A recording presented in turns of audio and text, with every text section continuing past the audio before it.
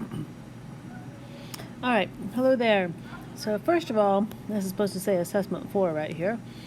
So anyway, test on Wednesday, the 27th, and here we go with the review sheet. So these two equations down here on number 1, we got f of x equals x squared, and then we have g of x equals negative x to the third plus 4. So what are the changes between the two?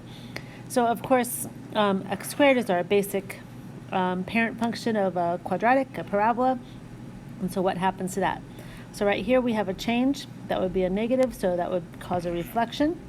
The minus 3, remember, it goes opposite. So it seems like it's going to go left 3, but it's really to the right, right 3. And then this guy up here moves you up or down, and so it's going to be up 4. So you were asked to highlight each little change right there. So we're going to have a reflection. We are going to go right 3 and up 4. All right, on to number 2. So we want to find the inverse. So remember that f of x, another way to write f of x is to write y equals. So to do the inverse, we have to switch the x and the y. So we have to make it x equals 2y plus or minus 3, sorry, and then solve for y. So I'm going to add 3 to both sides. So I get x plus 3 equals 2y. I'm going to divide everything by 2. So my answer would be y equals, because these cancel out, I would have a 1/2 x. And then plus 3 over 2. So just leave it 3 over 2. You could write 1.5 if you want. But remember, we want to write our answer the way it's asked for the inverse right here. So f negative 1 of x, that means inverse is 1/2 x plus 3/2. So that would be my final answer. All right, graph this quadratic equation. So I see that it's been moved to the left 1 and, left 1 down 5. And so left 1 down 5 puts my vertex here. Remember, with the quadratic, we go over to the right 1 and up 1, and there's a new place. Then I'm going to go over 2 and up 1, 2, 3, 4, and there's my next spot. Then I can also do 1, 2, 3, 1, 2, 3, 4, 5, 6, 7, 8, 9. So there's my next spot. So 1, 1, out 2, up 1, 2, 3, 4, out 3, and up 1, 2, 3, 4, 5, 6, 7, 8, 9. Because we're doing like 1 squared, 2 squared, 3 squared from the vertex. And then they have their matching points on the other side. All right, and you also have your calculator as backup there to graph this and see where it goes. All right, so what we did is we moved left 1 and we moved down 5. All right, so old problem, we're going to solve this equation. So I have to clean it up first, which means I have to take away 3 from both sides. I cannot do 3 minus 5. This 5 right here is a multiplier. He cannot subtract with a 3. So I take away 3 to clean that up. Then I have negative 5 with 2x plus 1 inside. It's negative 15. I have to divide the negative 5 out. So I'm left with 2x plus 1 in the absolute value bars equals 3. Well, I break that into 2 problems. 2x plus 1 equals 3, or 2x plus 1 equals negative 3. These are my situations. So take on the left, take away 1, I would get 2x equals 2, so x equals 1. And over here, take away 1, I get 2x equals negative 4, so x would equal negative 2. So these are both the solutions. All right, number 5. Name 3 points on this graph. Well, the points are pretty much obvious. I got this guy right here, negative 6, 3. Then this guy here, negative 3, 0. And then this one over here, I got 0, 3. So what are their inverses? Well, that would be 3, negative 6, because I switched the places. 0, negative 3, and 3, 0. So let's graph those. So 3, negative 6 would be here. And that's connected to 0, negative 3, which is there. And that's connected to 3, 0. Okey-doke. Over here, we're solving each quadratic equation. So we did this just on Monday in class. So remember, I take each part and set it equal to 0. Because when 2 things multiply to 0, either one of the items has to be 0. Either this has to be 0 or that has to be 0 to make it multiply to 0. So that's what we're going to suppose. So either 2x minus 1 equals 0, I solve that, so I add 1, divide by 2, so I get 1/2, or x plus 4 equals 0. So take away 4. All right, I wrote that a little bit strangely.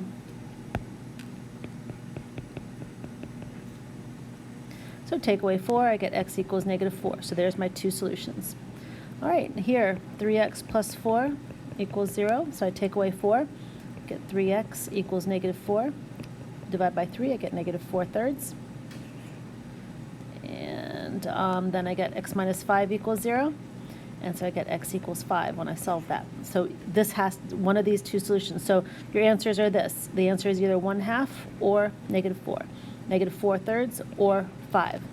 And here, so I bring this one down, x equals 0. There's nothing to solve. And here, x minus 1 equals 0. So x would equal 1. So these are the solutions. So I have two solutions. So you've never really had two answers before. Well, I guess what absolute value you did. All right, factor completely.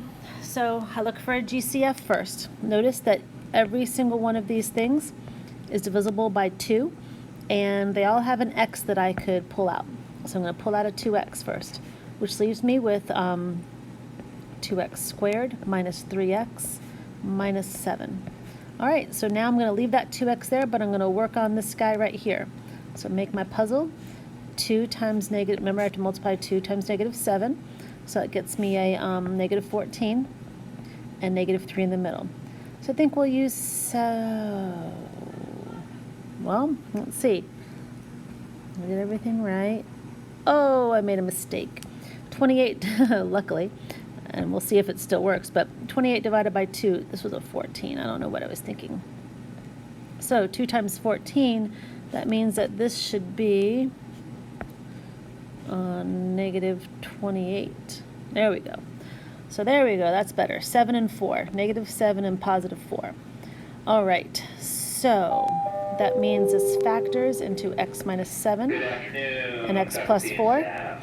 But I have to divide that by 2. So I got 2x.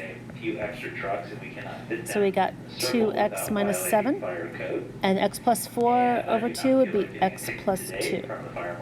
So there is my answer. All right, letter B. Multiply that over.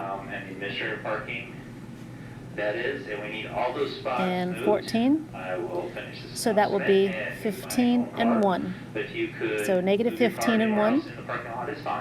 Actually, +15 and -1. Make your 14. All right. So here we go. We got x plus 15 and x minus 1 to make that come true. Plus 15 minus 1. Yep.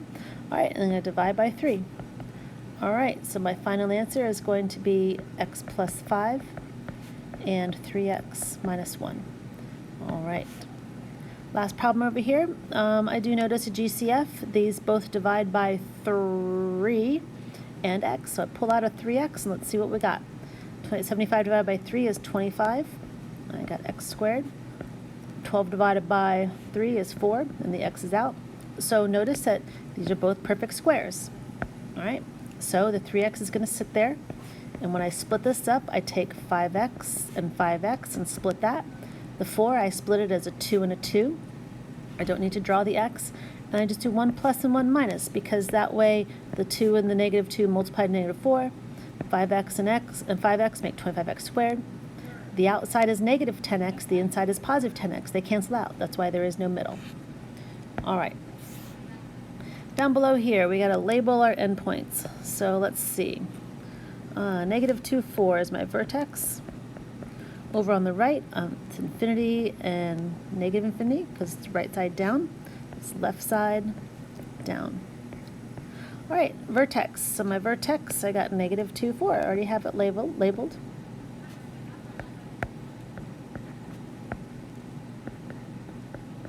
Domain is from -infinity to infinity, because those are my smallest and my largest x values. My range is from -infinity up to 4, including 4, because those are my smallest and largest x values. Increasing. Well, this graph has a positive slope on the left side and a negative slope on the right side.